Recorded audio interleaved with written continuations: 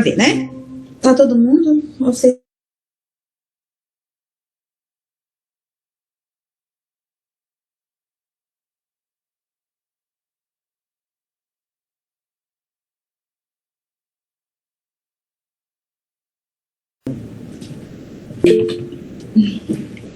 Gente, então, olha, bora lá, bora começar, que vocês já estão esperando, tá? Eu vou ser bem sucinta, não vou pegar muito tempo de vocês, tá bom?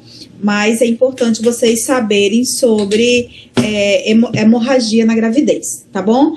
Quando nós falamos hemorragia na gravidez, nós vamos falar de as hemorragias que mais ocorrem no primeiro trimestre, no segundo e terceiro trimestre. Mas hoje eu vou falar especificamente de duas situações, né? A primeira vai ser placenta prévia, tá? A placenta prévia, gente, ela é mais caracterizada no segundo, tá? No segundo trimestre.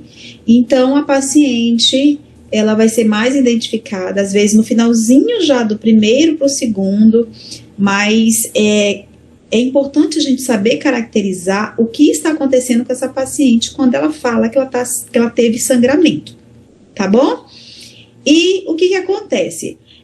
Quando a gente vê lá do primeiro trimestre, a gente tem que pensar em abortamento, tá, gente? Sangramento, quando a gente fala sangrou, e é no primeiro trimestre, a gente tem que pensar em quê? Em abortamento, risco de abortamento, né? E se for abortamento, quais são os tipos de abortamento? Quando a paciente já passou das 20 semanas, né, principalmente 26, 28 semanas, a gente tem que pensar em placenta prévia, tá bom? Quando a gente pensa em descolamento, a gente pensa já ali entre o segundo e o terceiro trimestre. Deu para entender um pouquinho? Gente, bora acordar. Sim, bora. prof. Olha, eu trabalhei o dia inteiro. Tô aqui com vocês, tá? Então, vamos lá. A placenta prévia, gente, ela é definida como? Ela é a presença, o que vai ocorrer? De um tecido placentário que recobre ou está muito próximo ali do orifício interno do colo uterino após as 28 semanas. Então,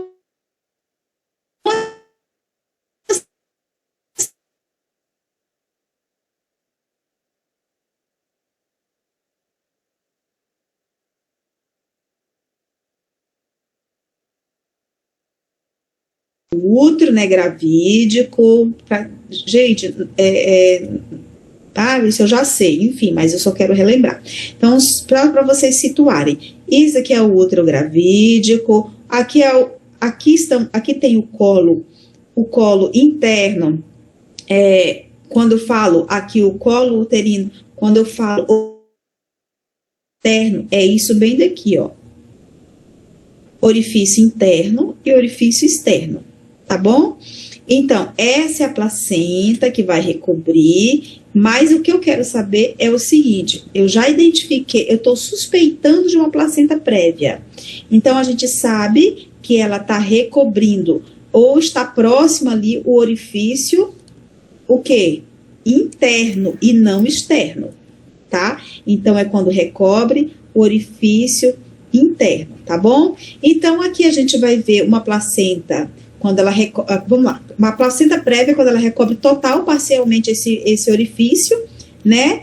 E anteriormente, nós vamos achar algumas nomenclaturas antigas que a gente encontra como placenta prévia, centro total ou centro parcial. Só que assim, gente, isso daí aqui ainda é muito usado no nosso dia a dia, tá bom?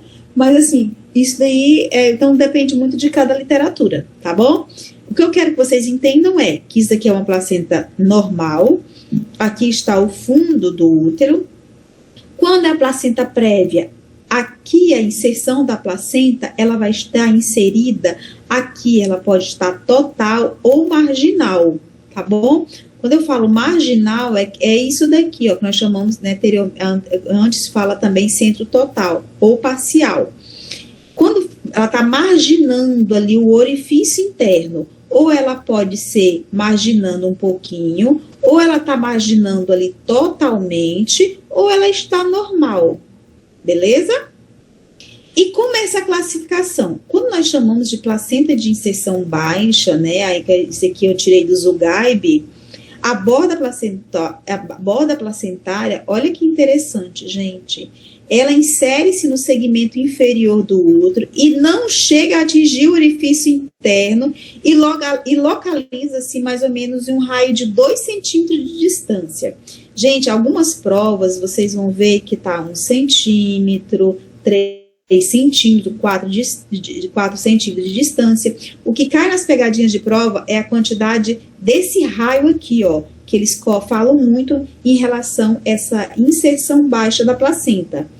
Então, quando ela é de inserção baixa, é quando ela localiza-se a mais ou menos 2 centímetros de distância, que anteriormente era chamada de placenta marginal, ficava marginando, mas agora no momento a gente tem que saber que é uma placenta de inserção baixa. E como é que ocorre? Por que, gente, que uma placenta que deve estar lá no fundo do útero, que é para estar aqui, por que isso ocorre? Por que vem para cá? Por que ela fica aqui do lado? Por que às vezes ela fica parcialmente? O que é isso? O que ocorre, né? Por quê? Não existe ainda um fato de clareza, né? Mas está claro que a implantação de algumas placentas ocorre no segmento inferior do útero e não no fundo. Né? Qualquer problema, gente, que leva ali a descida, né? Ou ali a invasão, principalmente trofoblástica, então pode estar ocorrendo. O que acontece? Qualquer problema que leve a alguma deficiência, forçando o ovo, né, o útero a buscar outros locais a fim de uma melhor oxigenação da placenta, isso vai o quê? Vai interferir no processo de nidação e ocorrendo ali uma migração maior naquela região, né, ocasionando tanto em busca de uma placenta total, ou seja, há uma maior, né, que vai recobrir ali o orifício, ou de forma parcial. Então, assim, o que é a questão da fisiopatologia? Tudo que venha a ter um defeito ali na migração, ela pode inserir e ficar ali, tá? Alguns falam, mas isso com o tempo melhorou. Por que nas ultrassons melhoraram? Por causa do crescimento uterino. Então, quanto mais o útero vai crescendo, ela vai mudando um pouco ali a sua localização, tá bom? A placenta, ela também procura alojar-se em outro local, de maior... O que ela busca? Ela sempre vai buscar vascularização para melhor oxigenação do bebê, tá? O fenômeno denominado trofopropismo, esse é um fenômeno, enquanto a porção do quê? Dos trofoblastos, que ocorre na área de menor vascularização, que é ali no colo uterino. Então, ocorre ali como se fosse uma atrofia e ali fica inserido naquela maior região, tá? Essa atrofia, ela permite que vasos fiquem em contato direto com as membranas, sem tecido de sustentação placentária ou de cordão. Quando isso ocorre, gente, essa atrofia, nós chamamos da pior hipótese de vasa prévia, tá? Isso daqui, gente, eu tô falando para vocês, eu sei que tá às vezes meio voando um pouco, mas é importante eu falar para vocês, né? Por quê? Para vocês entenderem ali por que ocorre, tá? Isso daí vocês vão ficar vendo no decorrer do tempo bastante, e vocês vão estar com o decorrer aí entendendo, né? Quando vocês forem ler lá com calma, toda a fisiopatologia, vocês vão entender o que a gente está falando. Claro que a gente não vai cobrar algo muito, né? Como eu falei para vocês, tão, né? A ponto de isso daqui é mais para especialista. Mas o que vocês têm que entender, por que ocorre, aonde está inserido e como a nomenclatura se usa, tá bom? Em caso em que a atrofia for incompleta, ela poderá desenvolver-se uma placenta sucenturiada, tá bom, gente? Só que isso daqui é uma forma só que eu quero contar para vocês, tá? Isso daqui é uma fisiopatologia, não se sabe se exatamente, mas através dos estudos, vê que é uma falta ali de oxigenação, né? A placenta ela migra procurando uma melhor vascularização da placenta, tá bom? Quando não se tem uma boa oxigenação, leva a um quadro de vasa prévia. Vasa prévia, gente, ali, quando falta oxigênio, o bebê morre instantaneamente, tá? Isso são coisas gravídicas, grave que ocorre quando isso é um fenômeno que não é muito, que não se encontra assim com facilidade no nosso dia a dia, graças a Deus. Nós falamos de vasa prévia ou placenta sucenturiada. Nós vamos ver o que? Placenta prévia, ou ela tem duas classificações, ou ela é total ou ela é parcial. Pronto, fato, é isso que vocês têm que saber. Quais são os fatores de risco? Né? Nós sabemos que há ali um defeito, mas por que ocorre? Gente, geralmente isso é mais encontrado nas pacientes com idade materna avançada, quanto a partículas, ou seja, mulheres que têm mais filhos, elas têm a chance maior, né, de desenvolver um quadro aí de placenta prévia. Gente, em número de cesáreas, quanto mais cesáreas, imagine, você tem uma cicatriz aqui no útero. A cicatrização do que vem, eu fiz uma cicatriz lá no útero, quando vai havendo a invasão, quando vai havendo, né, a disseminação, o crescimento da placenta, então isso pode favorecer o quê? A não ter uma boa migração e ficar ali alojada, né, chamamos de placenta prévia, tá bom? Então assim, gente, número de curetagens, número de cesarianas, números de cirurgias, tudo que venha favorecer ali uma cicatriz ali naquele útero pode levar a um quadro de placenta prévia. Outras situações também são pacientes que fazem uso do tabagismo.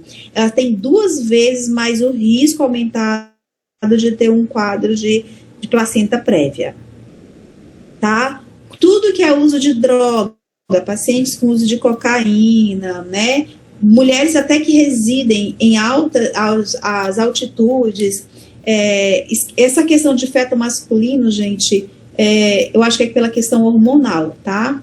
Mas aí, isso aí não vem nem ao caso. Mas o que vocês precisam saber, os principais fatores de risco, tá bom? Que são principalmente as cirurgias, qualquer cirurgia que a paciente tenha feito ali uterina.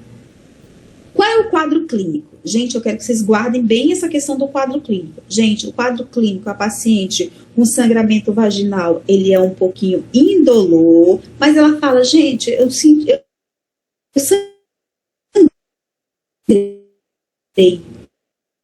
Mas tá com dor? Não.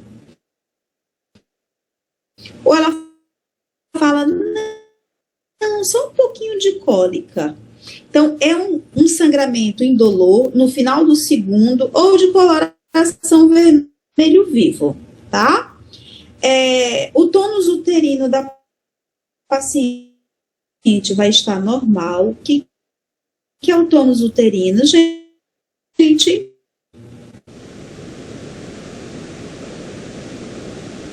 O tônus uterino é onde a barriga fica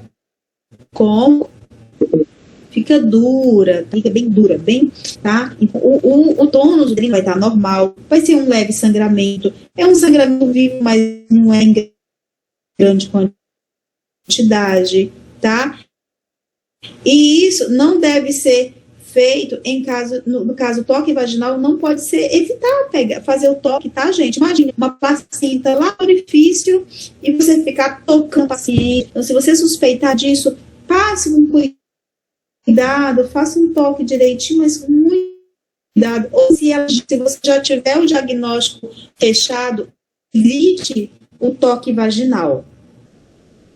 Tá bom? Então, gente, vamos lá. Só fala, doutor, eu estou sangrando. Aí você suspeita de placenta prévia. Como é que é esse sangramento? Não é um sangramento em grande, ela não tem contração. ela não tem, ela tem um tônus uterino normal, tá bom?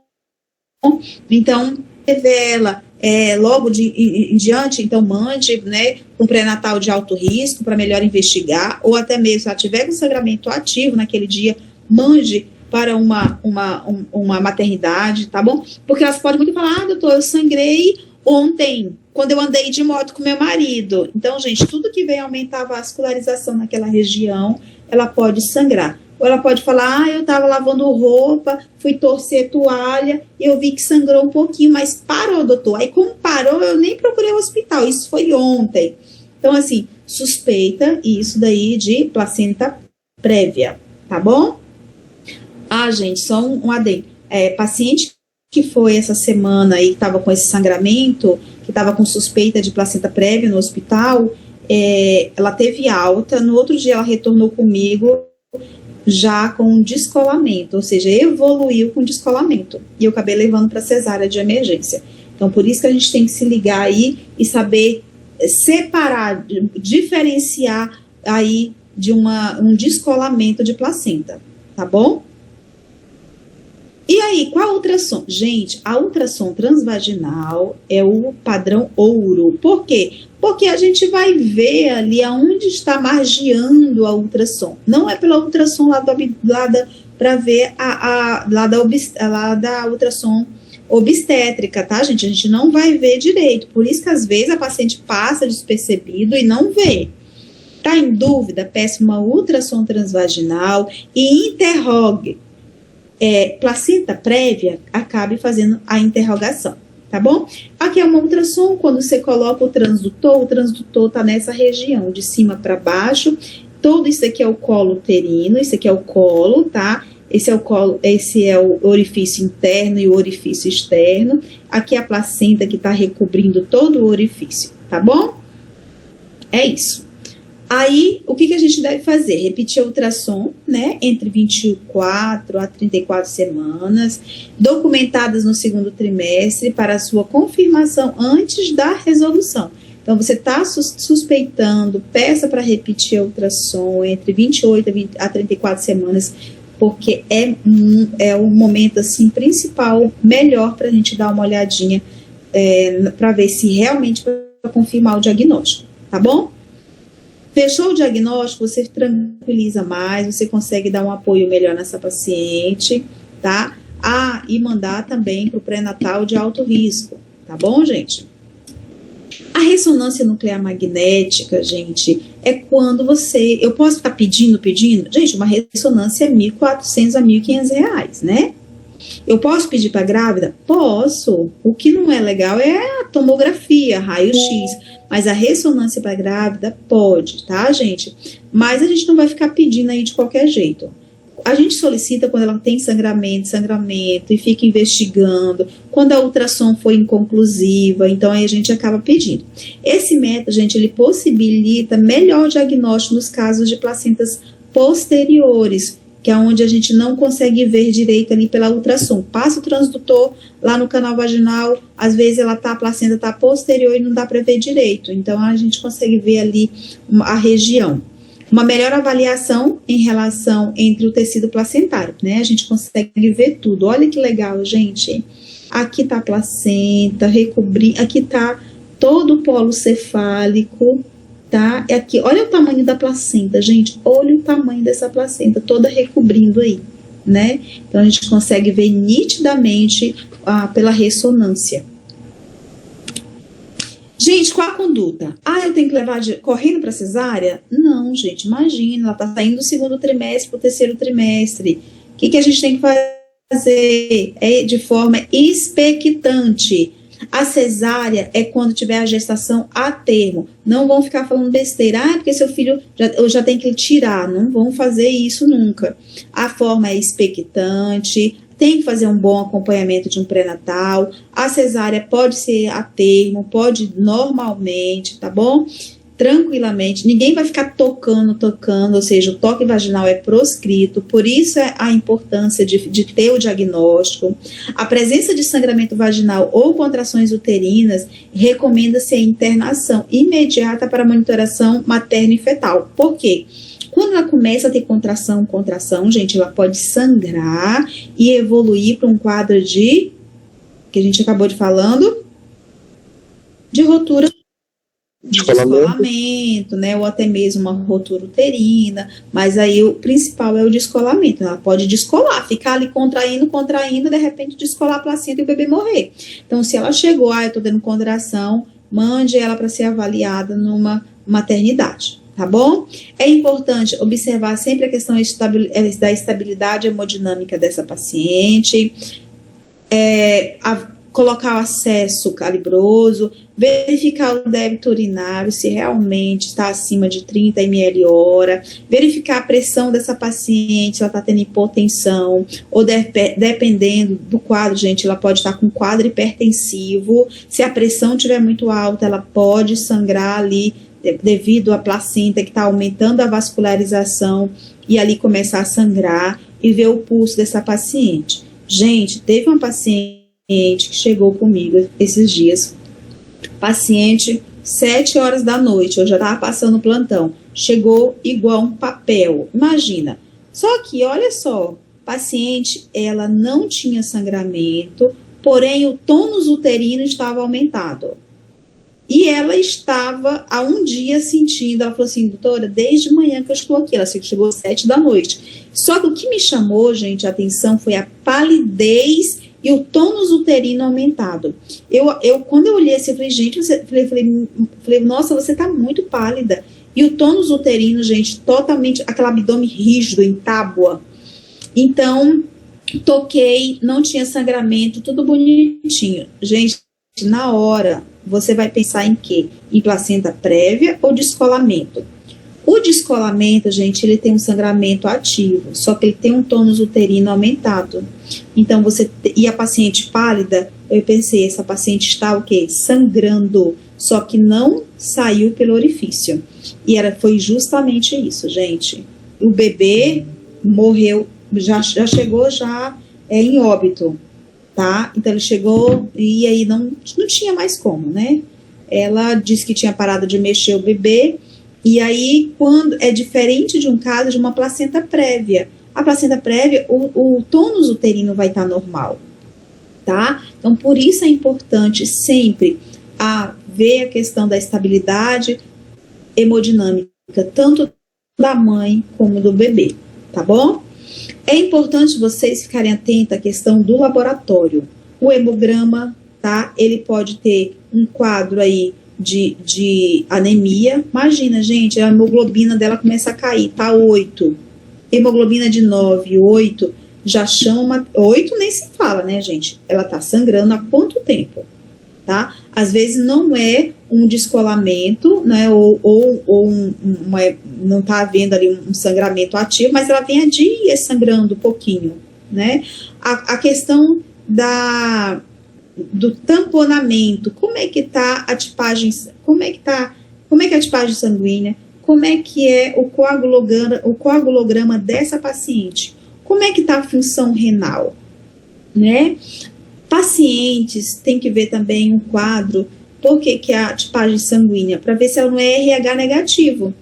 Quando ela é RH negativo, com às vezes questão de incompatibilidade sanguínea, tem que ver se ela não está sangrando. Então, se ela está sangrando, tem que fazer imediatamente, né, ver a questão de suporte para essa paciente e fazer imediatamente a imunoglobulina anti-RH, tá bom? Ver, dependendo se ela estiver sangrando, até a transfusão sanguínea. Mas isso, gente, eu estou falando, tá? Eu queria que vocês entendessem uma coisa. Uma coisa é a clínica dela, ela estiver estável. Se essa paciente começar a descompensar, tem isso, uma coisa é a gente identificar ela no pré-natal, outra coisa é quando ela começa a ter estabilidade hemodinâmica e nós já estamos dentro de um hospital, tá? Se estamos dentro de um hospital, a gente tem que ver o quê? Colocar acesso, ver o débito urinário, deixar ela de sonda, deixar de repouso absoluto, ficar acompanhando a pressão, fazer medicação, investigar se não tem infecções e todo o laboratório da paciente, tá? Tudo isso, a nossa conduta vai depender do quê? Da idade gestacional. Gente, se o paciente Vamos imaginar. Lembra que eu falei para vocês o que é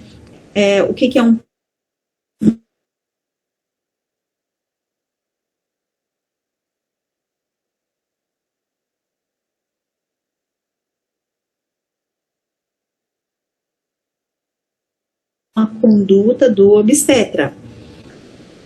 Nós vamos ver a idade gestacional, a intensidade dessa hemorragia. E se ela falar, doutora, eu sangrei e parei? Então, você já vai tirar o bebê só se ela tiver em idade acima de 37 semanas, tá bom? Ou 38, acima de 37, tá? Se ela estiver sangrando, pode falar. Mas sempre, professora, a primeira conduta já é tentar induzir o parto? Gente, vai depender da idade gestacional. Não, tá? Sim. Contando as 36 semanas. As 37, na verdade. Sempre a conduta é logo caminhar, né? É isso mesmo, tá? É interrupção da gestação e é cesariana, tá bom? Se for, gente, somente lá, aqui tá, se não for total, a gente pode sim, se ela estiver evoluindo, de repente ela pode chegar em trabalho de parto com 4, 6, completar, e a placenta não tiver ali recobrindo, não tiver em contato com o orifício interno, tiver só margeando, ela pode sim ter normal. O que não pode, se estiver apresentando ali o orifício, se estiver apresentando placenta, porque senão ela pode ter o quê? Sangramento e dificultar o parto e o bebê da hipóxia fetal e morrer. Quando o paciente é prematuro e o sangramento parou, nós temos que pensar no corticoide. O corticoide, gente, o corticoide, ele serve para maturação pulmonar. Quando nós fazemos a maturação pulmonar do bebê, nós damos um controle melhor para esse paciente, para esse bebezinho nascer, né, com uma melhor, onde ele pode tentar melhorar, né, a oxigenação dele, fazendo essa maturação. Nós vamos usar tanto betametasona ou dexametasona. A betametasona, vocês vão ouvir muito isso aqui, trabalho de parto prematuro, a gente vai fazer o corticoide, que a gente faz até 30, alguns lugares acho que até 34 semanas. Na Febraso, acho que chega até 35 semanas. Então, assim, de 28 semanas até 34, esse é o que é preconizado. A gente faz o corticoide. A primeira escolha de medicação é a betametasona. Gente, isso não tem no slide, estou só falando para vocês. A betametasona, a gente faz 12 miligramas uma vez no dia por 48 horas, ou seja, por 2 dias. Se não tiver betametasona, a segunda escolha é a dexametasona. A dexametasona a gente faz de 6 miligramas de 12 em 12 horas por 2 dias, ou seja, por 48 horas também, tá? Depois que você faz o corticoide, se essa paciente melhorou o sangramento, se evoluiu bem, fez ultrassom com Doppler, tá tudo bem, pode ir para casa. Se de repente ela voltar, aí a gente tem que interromper, né, a partir do que seja feito. Ah, doutora, ela tem 33 semanas, ela tem 34 semanas. Se ela já fez o corticoide, gente, tá sangrando, é resolução. Por quê?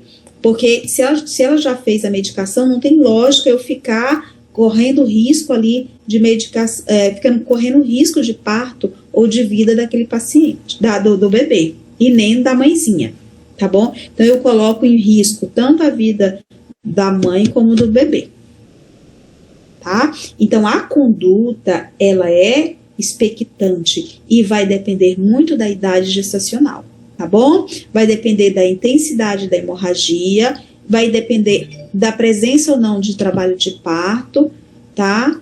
E o estado clínico geral da paciente. Gente, podem perguntar, viu? Professora, só voltando um pouquinho sobre o uso de corticoide, né? Você falou da betametasona, isso, a primeira escolha. Isso, é a primeira escolha. Se cair isso em prova para vocês, vocês vão dizer que é a primeira escolha. A segunda é a dexametasona. E a gente faz, geralmente, de 28 semanas a 34 semanas. Se vocês verem a gente fazendo com 35 semanas, gente, não tem, obstetrícia não existe assim, 2 mais 2 são 4, tá bom? Se fosse uma de vocês, meninas, se vocês estivessem com um bebê, tivesse acontecendo e vocês estivessem com 35 semanas, vocês queriam ou não que fizesse o corticoide? Então, assim, eu gostaria que fizesse. Então, assim, a Santa Casa, por exemplo, a gente faz até 35 semanas, tá? Tem gente que faz até 36. A literatura fala que não vai ajudar tanto, né? O melhor, o pico maior é entre 28 a 34 semanas. Se vocês acompanharem, por exemplo, um tempo desse, nós tínhamos um caso de prematuridade, gente, com 900 gramas e estava com 26 semanas. Fizemos o quê? O corticoide. Por quê, gente? É o risco-benefício. Ou é tudo ou nada, entendeu? Mas assim, então, se vocês verem em algum momento no dia a dia a gente fazendo isso, a gente chega até a fazer 26 semanas, não é com muita recorrência a gente fazer isso. Mas a questão, a gente leva muito em consideração o peso do bebê, o desejo da mãe, tá? Então, a gente acaba fazendo isso. Mas o que vocês precisam saber é que o que tem que saber? Que o correto é fazer se está tendo ameaça de trabalho de parto, ou trabalho de parto prematuro, ou uma placenta prévia, ou um risco que a paciente vem, doutor, todos os meus bebês, eles são prematuros. Gente, pode indicar o corticoide entre 28 a 34 semanas, tá bom? E é isso, gente. O que vocês têm que saber de uma placenta prévia, tá? Rapidinho, só a questão. Principalmente Febrasgo, tá, gente? E o Zugai e BI. Tem aí a parte do alço, onde a gente faz ali os primeiros atendimentos, né, da paciente, que a gente faz em relação vamos dizer, como se fosse esses cursos de emergências que são feitos, e a gente usa o alço de obstetrícia, tá bom? Então, gente, na placenta prévia, o que vocês têm que saber? Só resumindo aí novamente na cabeça de vocês. O que é uma placenta prévia, tá bom? Vocês têm que saber que hoje em dia a literatura fala ou é placenta prévia total ou é prévia parcial, tá bom? Aonde uma está inserida? Uma está recobrindo todo o orifício e a outra está recobrindo parcial ou até 2 centímetros ali do raio, tá bom? O raio de distância, ou seja, ela não está recobrindo, mas está a 2 centímetros. Essas que estão até 2 centímetros, elas podem sim o parto evoluir para parto normal, tá? Se tiver recobrindo a metade ou total, tem que ser cesariana. Beleza? O que vocês têm que saber? Identificar qual é o padrão ouro. A gente pede uma ultrassom transvaginal. Se tiver dúvida, com quantas semanas?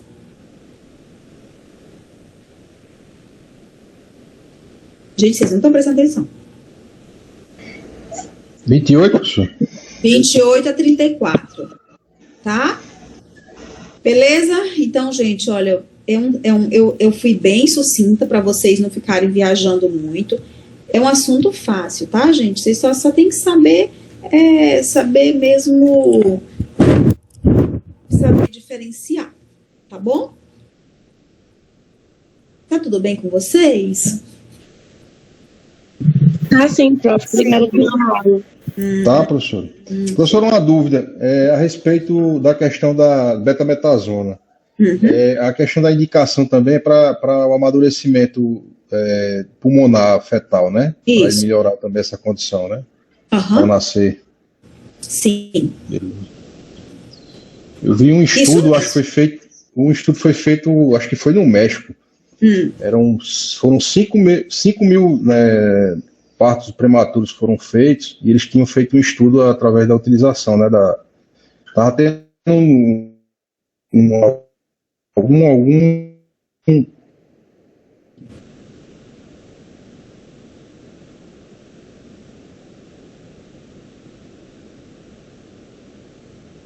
eles fizeram esse estudo lá, vou até procurar, tenho gravado em algum lugar, e viram que o índice de mortes, né, desses prematuros, ele havia diminuído, inclusive porque eles aumentaram a dose e permaneceram a dose até a 34ª semana, se eu salvo engano. Excelente, é isso mesmo. E aí eles conseguiram, e era uma casuística bem interessante, né, 5 mil casos, então foi bem satisfatório aí esse estudo, ele serviu de base. A gente vai ver, vocês vão ver, gente, se vocês forem estudar sobre o risco de prematuridade.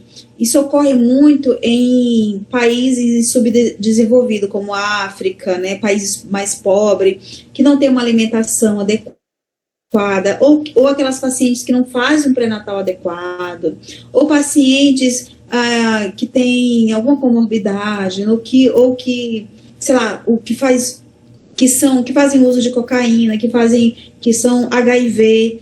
Então, assim, ou a paciente é desnutrida, né? Então, esses tipos de pacientes, se você está acompanhando, pode prescrever, você como clínico, se você tem segurança, pode prescrever a betametasona de 12 miligramas, uma vez no dia por 2 dias. Se não, pode, só que assim, a Dexa, é bom fazer só no hospital, porque ela tem que fazer de 12 em 12 horas.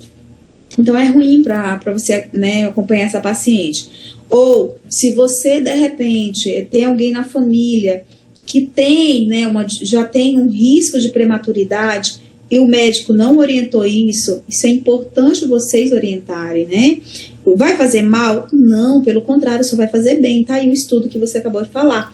Então, só vai fazer bem, gente. Então, quando você faz isso, nossa, gente, é nítido. Quem estiver na pediatria daqui a um tempo, quem for pediatra, a primeira coisa que eles perguntam é, deu tempo para fazer o corticoide? Nossa, quando faz, assim, parece que já, 50% tu já respira, tá bom? Por quê? Porque a chance é bem melhor, né? Ou por mais que o bebê vai pro tubo, ou por mais que ele fique na UTI ou CI, mas você vê a diferença. Outra coisa importante, gente, por que a gente não faz abaixo de 28 semanas? Devido à hipoplasia pulmonar. Se você ficar fazendo, ele vai atrofiar, né? Então tem que ter cuidado quando você faz em prematuro, muito prematuro. Por isso que é recomendado acima de 28 semanas. E aí, doutora, mas vocês fazem às vezes com 26, 27 semanas. Pois é, gente. Às vezes a gente corre esse risco, mas é como eu falei para vocês, a gente vê muito risco-benefício, tá? Então, mas a retinopatia também, né, professora? Tem um risco. Como é? Desculpa. Tem alguma relação com a retinopatia, não? Também? Também pode. É porque, assim, como os órgãos, eles existem, mas eles não estão, o quê? Amadurecidos. Então, pode haver uma hipoplasia, tanto pulmonar como de outros órgãos. Mas o principal é pulmonar, tá? Pode haver, sim, bebê pode ter problema, mas assim, como eu falei para vocês, a gente tem que ver muito o desejo da paciente, a gente tem que ver tudo isso. Um contexto ali daquela paciente, tá bom? Excelente. Gente, professora, mais uma dúvida, só uma dúvida. Sobre essa questão que a senhora falou do amadurecimento, de usar esse medicamento para amadurecer o pulmão do bebê, no caso seria porque para produzir o surfactante, tipo, para reduzir por exemplo, uma ocorrência de síndrome respiratória? Isso, justamente, isso mesmo. Tudo que venha causar uma deficiência ali, né, respiratória. Alguns estudos mostram que essas crianças, elas diminuem o risco, né, de ficar na UTI, diminui o risco de pneumonia, de pacientes que ficam, por exemplo, meu bebê vive gripado, vive, né, doentinho, muito com essa parte do sistema imune que compromete e acaba causando um quadro muito, assim, de problema respiratório nessas crianças, né, desses bebês. Então, por isso a importância. Tem várias importâncias, tá, gente? Então, assim, por isso que a gente faz, é importante o médico se atentar para qualquer comorbidade da paciente, né? Nós vimos lá a parte hoje, mas, né, lá às 5 horas da tarde, a aula anterior, sobre o que é esperado na paciente, e, né, quando é uma gestação normal e quando é uma gestação de alto risco, não é uma gestação anormal, tá, gente? Mas é uma gestação de alto risco. Então, quando a gente vê a gente desconfia, ou às vezes, gente, a paciente tem toda a clínica, mas as ultrações dela tá toda normal. A gente tem que ver que existem médicos e médicos, assim nas ultrações. A ultrassom, gente, tanto obstétrica como transvaginal, existe diferenciação de médico para médico quem faz, e a diferenciação também do aparelho. Por isso é importante você sempre orientar a sua paciente aonde ela deve fazer aquelas ultrações. Às vezes tem gente que acha que a gente está ganhando alguma coisa em cima. É óbvio que não, gente, isso não vem ao caso. A questão é, a gente indica algumas clínicas porque a gente sabe que o aparelho ou a pessoa que faz é bom. Então, ele vai a fim de dar um melhor diagnóstico para aquela paciente. Então, por isso aí, se atentar aí quanto ao diagnóstico de ultrassom, tá? Principalmente. Tá bom, gente? E aí, a gente vai falar um pouquinho sobre o acretismo placentário. Tá bom, gente? O descolamento prematuro de placenta, gente, a gente vai ver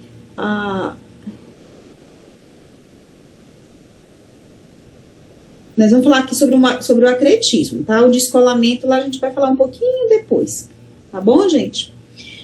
O acretismo placentário, gente, isso é importantíssimo. Quando a gente fala sobre a aderência normal da placenta, deixa eu falar aqui, gente, deixa eu procurar aqui,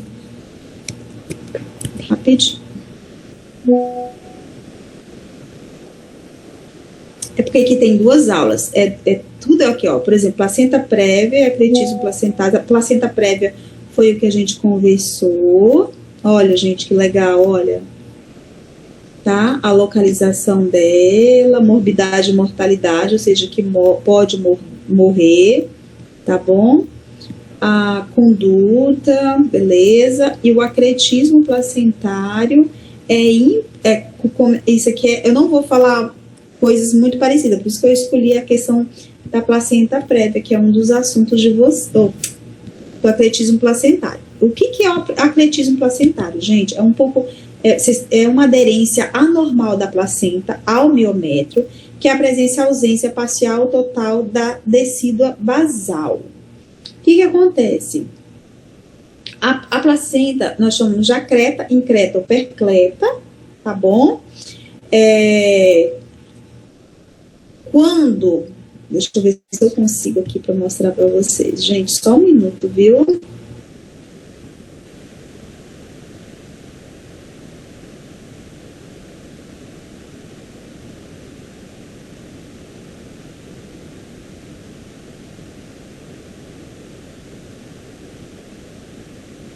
O acretismo placentário, ele é aderida, paradinha, né? É quando ela tem uma invasão maior, tá? Ela pode ser anormal, é uma aderência anormal da placenta ao miométrio, que apresenta ausência parcial ou total da decídua basal. O acretismo placentário, gente, vocês têm que saber um pouquinho distinguir da placenta prévia. Ele vai aderir, a membrana, ela vai se inserir, ela vai entrar, ou vai ficar ali naquela região, ou ela vai migrar naquela região, tá? Vocês vão ver que tudo que eu falar aqui é muito parecido com a placenta prévia, é parecido. Só que o acretismo placentário, gente, é algo muito mais anormal, é algo que vai estar onde a placenta, ela vai estar migrando. Pode falar. Eu tô tentando explicar para vocês, gente, porque assim, são assuntos às vezes muito, muito parecidos, tá? E como vocês não têm ainda o costume, né, ainda vocês não amadureceram ainda a esses assuntos, então eu tô tentando explicar de forma mais tranquila, mais sucinta para vocês entenderem, tá bom? O acretismo placentário, gente, ele existe 3 classificações. Ele é acreta, increta ou percreta. O que é aquela placenta acreta? Ela é uma adesão anormal da placenta ao útero. Já a increta é quando invade o miométrio, tá bom? E quando ela é percreta, gente, ela é uma invasão que vai passar tanto do miométrio, ela vai passar pela serosa do útero e pode até mesmo afetar outros órgãos, principalmente como a bexiga, tá? Ou o intestino. Quando estivermos lá na cesárea, vocês podem me perguntar sobre isso, que eu vou estar mostrando para vocês. Quando é uma placenta percreta, onde que ela vai estar, onde ela vai estar inserida, para vocês entenderem o que eu estou falando, tá bom? Que no momento vocês estão imaginando. Por exemplo, aqui está uma placenta, né, de inserção normal. Aqui já no B, ela vai estar, gente, aderindo aonde? O miométrio, tá? E já quando ela, um grau já, quando ela tá percreta, é quando ela já pegou aqui toda a bexiga, ela já invadiu, né, ali a bexiga. Tá bom? O que são esses fatores de risco? Gente, principalmente pacientes que, vamos lá de novo, pacientes que têm cirurgias anteriores uterinas são as que mais têm o defeito na migração lá da placenta. Por exemplo, cesárea anterior, devido ao quê? Ao número de cirurgias. É parecido lá com a da placenta prévia, né? Porque onde tem uma cicatriz, ali vai dificultar a oxigenação, tá bom? Mulheres, novamente, gente, mulheres com idade materna avançada, quanto mais ela ter paridade, mais o risco é maior. Então, assim, os fatores de risco são parecidos com o que a gente viu anterior.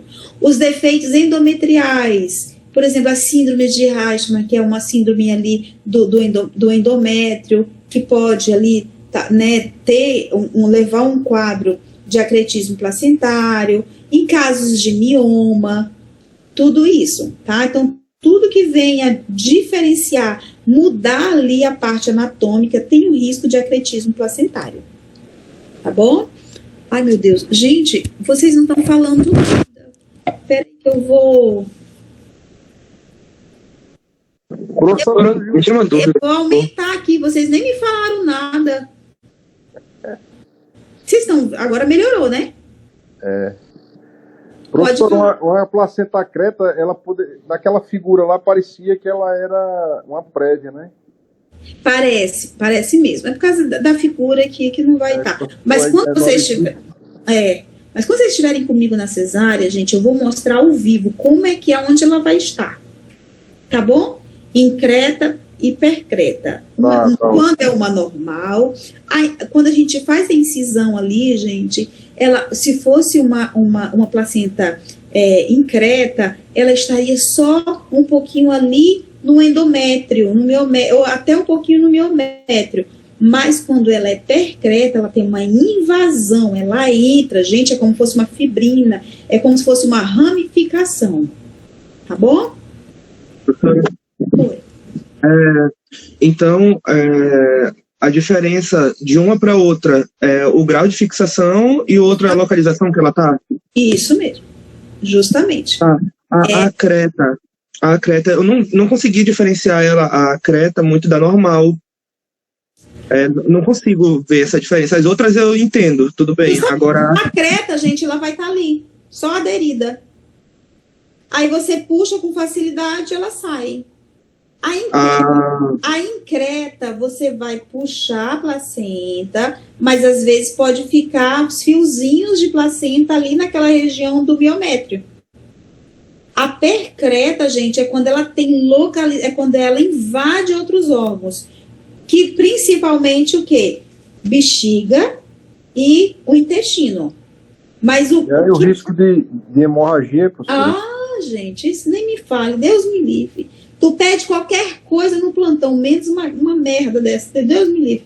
Tu pira. Por quê? Porque, gente, se você não cuidar, o bebê morre, a mãe morre e tu morre do coração, porque, meu filho, é sangue para todo lado. E o pior, que já teve casos de pessoas muito experientes que a paciente morreu. Então, assim, outra coisa, uma vez que vocês vão trabalhar no serviço, sempre procure saber se o serviço ele te oferece segurança. Serviços que não te oferecem umas bolsa de sangue de emergência, ou que, por exemplo, faz de conta que vocês querem ganhar dinheiro como recém-formado e vocês vão lá para não sei para onde, vocês conhecem aí, lá não sei aonde. Então, gente, vocês têm que ter cuidado, às vezes ganha muito bem, mas às vezes você precisar de sangue, e se não tiver sangue, a paciente vai morrer na sua mão. Eu tive um caso de uma amiga que ela foi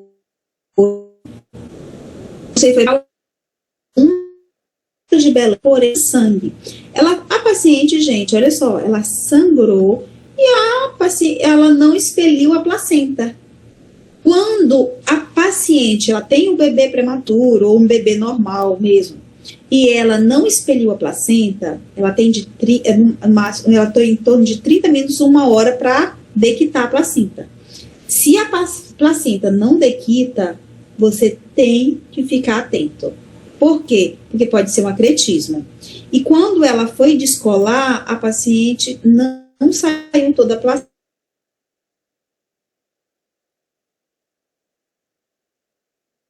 Fazer a cureta. E não, a placenta, a gente vinha os pedaços, mas não saía tudo. Aonde tem essa migração, é como se fosse um ramozinho, ela entra na bexiga. Gente, a paciente sangrava. Ela pediu sangue, não tinha sangue no hospital. Resumindo, gente, a menina morreu, tá? Infelizmente. Eu já peguei casos, tá bom? Depois lá no finalzinho eu mostro para vocês. Assim, você pede qualquer coisa, mas mesmo um acretismo, tá? Acontece, bora que senão eu vou sangrou, você tem, se você tá desconfiado que é um acretismo, a conduta médica é pedir sangue imediatamente, tá bom? Então a gente viu os fatores de risco que quando o paciente chegar contigo, você já tem que pensar. Gente, quantas cesáreas, já fez cirurgias uterina, sempre, ou seja, sabe se você tem algum defeito lá no seu útero, alguma coisa, sempre é bom perguntar, tá bom? Como é que a gente vai dar esse diagnóstico? Gente, a hemorragia, o sangramento é diferente de uma placenta prévia. Lembra que a placenta prévia lá era pouco sangramento, o tônus uterino era normal. Aqui, gente, nós vamos ver o quê? Uma hemorragia profusa, ou seja, uma hemorragia de grande quantidade. O paciente começa a sangrar. Em caso de placenta percreta, aquela com invasão, né, de bexiga, pode haver o quê? Ela falou assim, ela pode falar, gente, eu tô sangrando, eu tô fazendo urina com sangue. Então, devido ali à migração da placenta, a paciente ela pode estar tendo hematúria. Você solicita uma ultrassom imediatamente, né? Isso se der tempo, tá?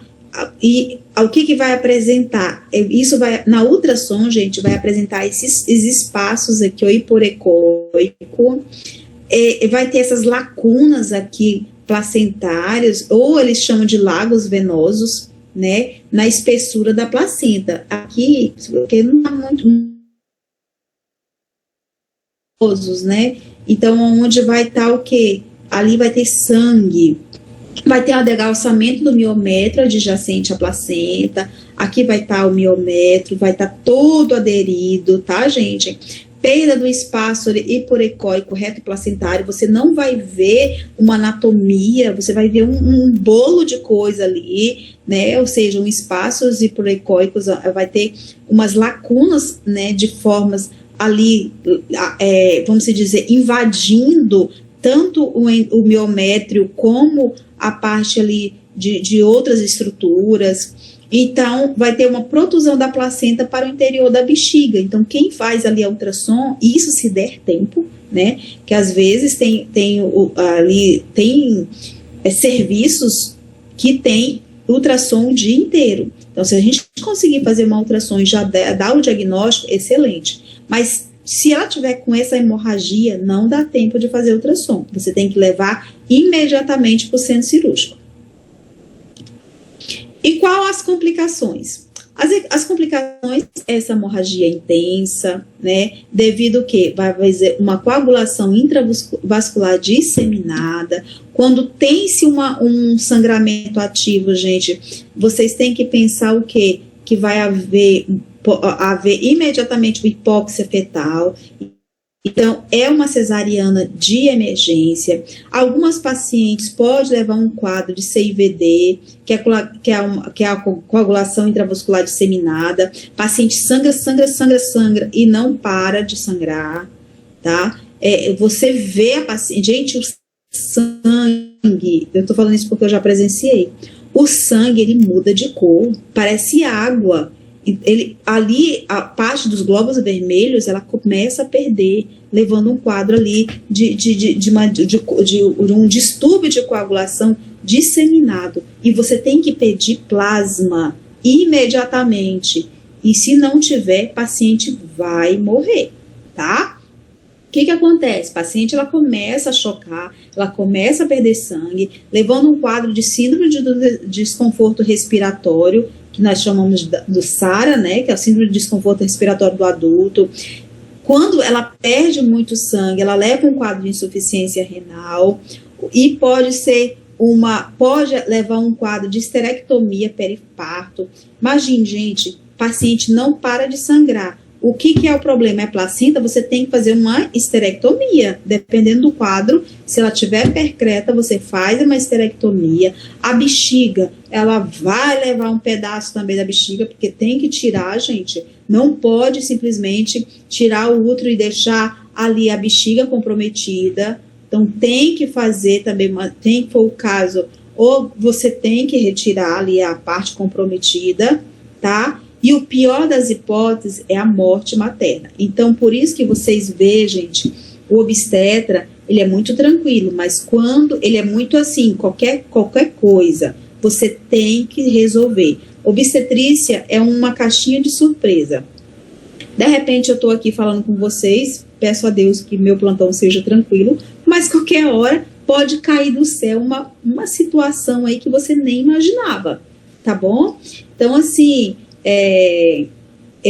de repente chega uma paciente sangrando, e você tem que pensar em complicações.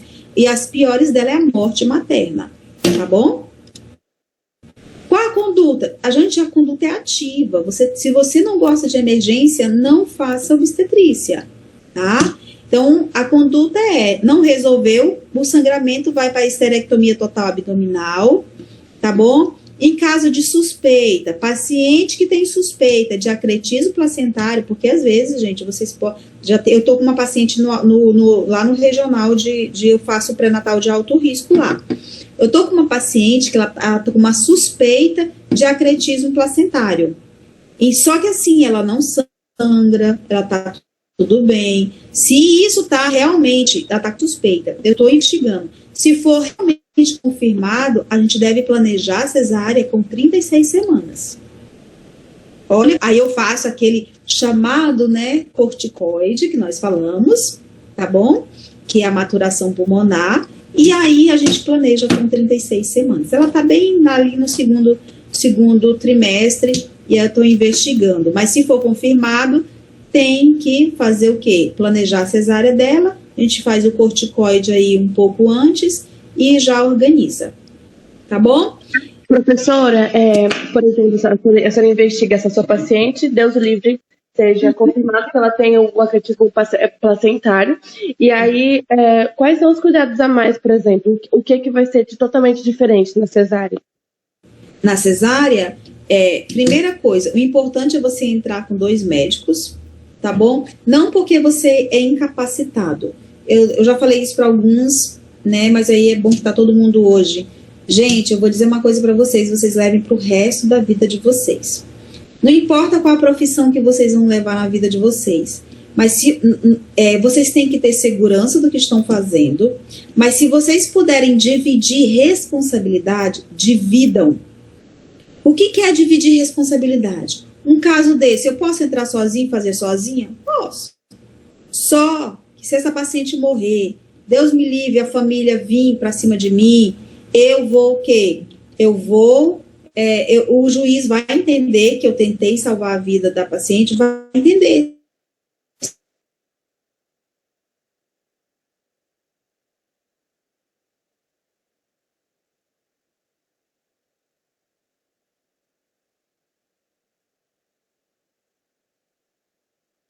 E vocês não estão resolvendo a situação. Chame, divida a responsabilidade, entendeu? Então, quando você... Aí vem a sua pergunta. O que eu devo fazer? Eu vou planejar o parto dela. Eu já vou pedir o quê? Sangue com antecedência. Eu vou preparar ela do corticoide. Eu vou deixar o quê? Tudo muito organizado. Inclusive, uma orientação antes para a família. Né? Uma coisa é eu pegar a família de surpresa, outra coisa é eu preparar para aquela intercorrência.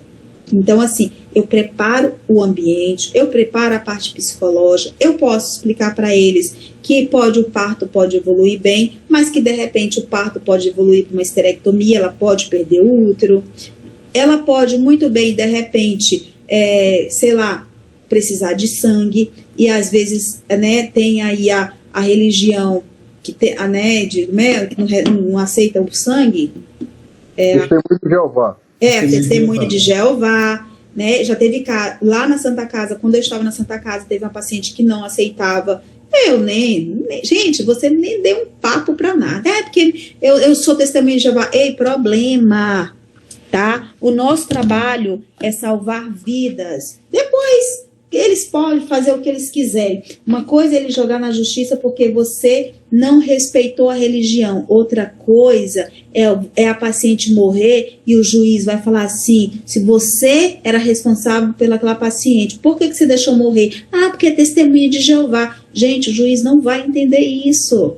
Então, o nosso trabalho como médico é salvar vidas. Então, você mesmo salvando, às vezes, você tem que se dar explicação. Então, assim, hoje vocês têm que pensar em tudo. Sejam desconfiados com antes, o durante e após, tá? Porque o paciente ainda tem vários anos ainda que ele pode, de repente, minha mulher poderia ser isso ou aquilo. Então, vocês têm que se precaver de tudo, tá? É uma placenta prévia, estou desconfiada, então tem que ser muito bem organizado, tudo. Eu peguei um caso aqui, só para você, gente, eu pego de tudo. Eu peguei um caso que a paciente era alérgica a látex. O que é o látex? Luva, tudo aí. Gente, ela passou no meu pré-natal de alto risco. Eu vou falar que ela, filha, infelizmente você é alérgica. Não. Gente, eu tenho que preparar a cesárea daquela menina. Eu tenho que pedir luva de plástico estéreo lá não sei das quantas de São Paulo. Eu tenho que organizar tudo, é minha responsabilidade.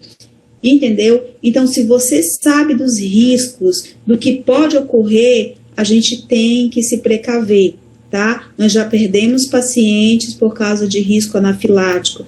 Nós já perdemos pacientes por eclâmpsia, deu AVC aí, convulsionou até morrer.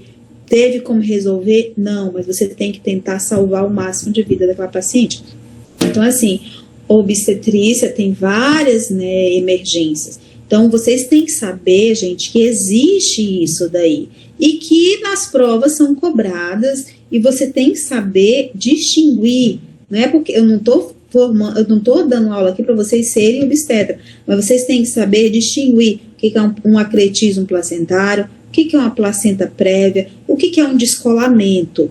E descolamento eu não dei aula ainda para vocês, só depois. Eu nem sei se está nessa, nem sei se está nessa, no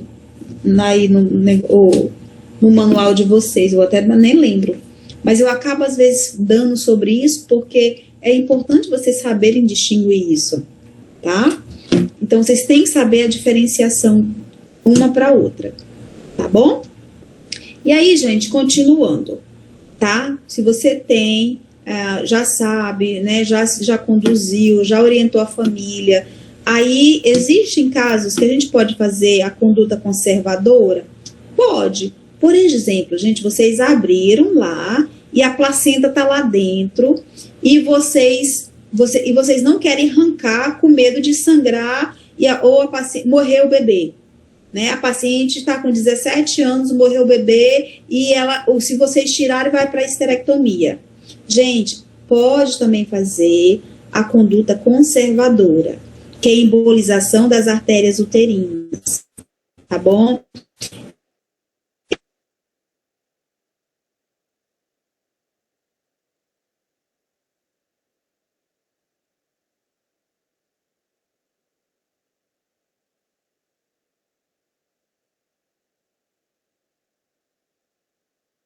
Dois meses, e você vai ficar fazendo uso de metotrexato.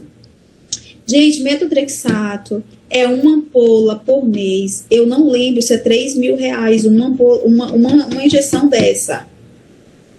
Então, só resumindo para vocês, na rede pública, até a Santa Casa é difícil lá em Belém, tá? Por quê? Por que eu tô falando isso? Eu tava com um quadro de uma paciente com um mioma enorme e precisava de fazer metotrexato. O mioma era de 3 quilos e eu não consegui esse bendito metotrexato. A paciente foi lá, entrou na justiça e tudo. Resumindo, a gente cansou de esperar esse metotrexato e até hoje não chegou. A gente acabou fazendo uma laparotomia, abrindo toda a paciente e tirando um mioma enorme, né? Então, assim, essa questão conservadora, às vezes, mais de 98% não dá para a gente fazer. Por quê? Porque, infelizmente, ainda, né, nós temos muitas coisas desenvolvidas, mas, infelizmente, nessa parte a gente não tem muita, né? Muito ainda, vamos dizer, suporte para a gente deixar aí como conservadora. O que é melhor? O que a gente tem que ver? A gente tem que salvar o quê? A vida da paciente, tá? Entre salvar um feto ou a mãe, a gente tem que salvar a mãe, tá bom? Se vocês estão lá numa emergência, num acidente, vocês estão lá no SAMU, faz de conta que vocês são médicos do SAMU, e a paciente, o que vocês têm que salvar?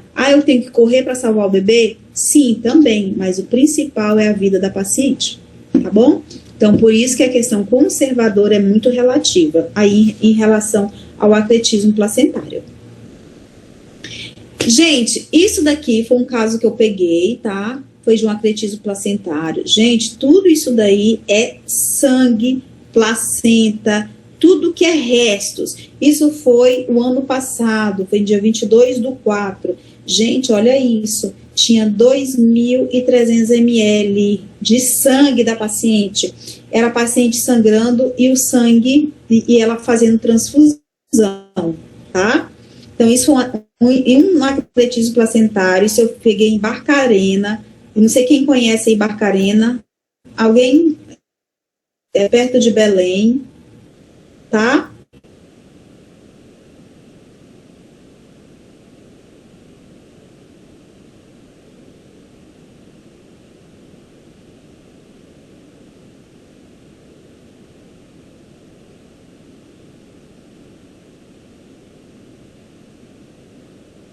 Conseguiu salvar o útero, viu? Olha que legal. A gente conseguiu salvar o útero dessa paciente. Gente? Alguém quer perguntar alguma coisa? Diagnóstico precoce, professora. Tem como? Oi? Diagnóstico precoce, a ultrassom, ela resolve? É como eu falei para vocês, se vocês estão suspeitando ou se vocês têm um diagnóstico, ou você, se ela não estiver sangrando, vocês acompanham, deixa ela internada. Eu estou dizendo no decorrer do pré-natal, tem como ver na ultrassom, não? Tem. Ela tem risco de acretismo. Ela, às vezes, a migração ali, você vê que às vezes ela migrou e parou, entendeu? Então, quando ela tem ali a cicatriz da cesariana, por exemplo, ela migrou, só que ela não invadiu mais, né? Faz de conta que ela é somente uma increta, ela só teve invasão do miométrio e parou. Aí, lá na ultrassom, o ultrassonografista, ele vai falar risco de acretismo placentário. entendeu? Entendi. Ou placenta increta. Aí, só que não está sangrando, simplesmente parou. Você precisa de tirar? O bebê está com 32, 34 semanas. Não, você vai organizar, você vai planejar ela, você vai orientar muito bem essa paciente e planejar ela com a cesariana com 36 semanas. Beleza, obrigado. Tá bom, gente? É isso, tá bom? Daqui em diante a gente vai ver algumas aulas aí que eu vou deixar, gente, anatomia, essas coisinhas. É bom sempre vocês estudarem anatomia, tá? Seria a parte da Tracy, a Tracy ia falar sobre com vocês, mas ela não pôde dar agora esses dias, né? E por isso que eu não falei, mas é bom vocês estudarem um pouquinho sobre anatomia pélvica, né? E ali do gênito urinário da parte feminina. É bom vocês darem nem uma lida, pega lá o néter, né? Procura lá as figuras do néter, ele é muito bom. Para vocês darem uma estudadinha e olhar bem essa parte da anatomia, porque às vezes eu falo para vocês ficam um pouquinho tentando entender o que é. Então é bom vocês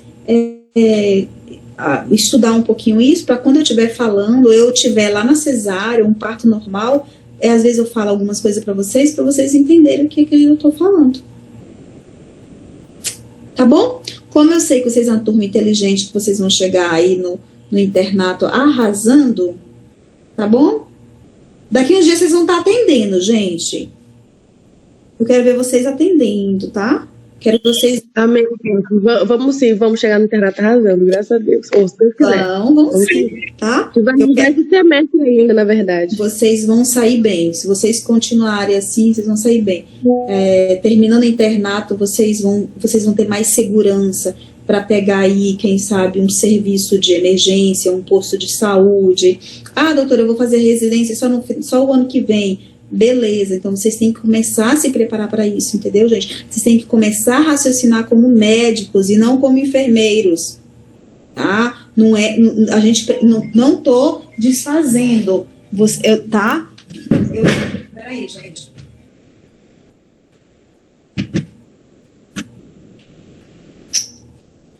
Rapidinho, gente. Só um instantinho, tá? Meu amor. Tu tá saindo ou você tá no plantão? Tô terminando aqui. Um minutinho, tá? Deixa. O áudio tá ligado ainda, professor. Tem nada não. Obrigada. Meu Deus, ficou ligado o áudio. Oxe, meu Deus do céu. Tá bom, gente? É isso. Já vai dar 10 horas, tá? Eu vou jantar, que vocês estão com vida boa. Ganha. Vida boa, gente. Nem jantou ainda. Só fui um bolinho de chocolate. Eu dei tempo pra vocês jantarem. Vocês não jantaram?